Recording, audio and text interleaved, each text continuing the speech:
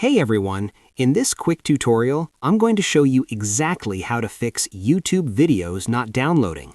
So if you're having trouble downloading videos to watch offline, follow along step by step to solve it. Alright, let's dive in. First, make sure your device is connected to a stable internet connection.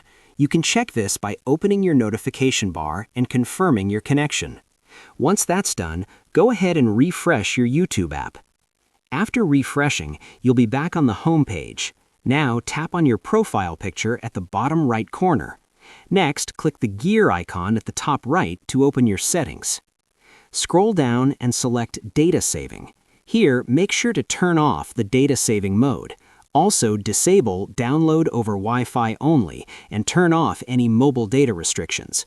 Once that's done, tap back, go to your downloads, and try downloading the video again. And that's it. By following these simple steps, you can fix the YouTube video not downloading problem in just a few minutes.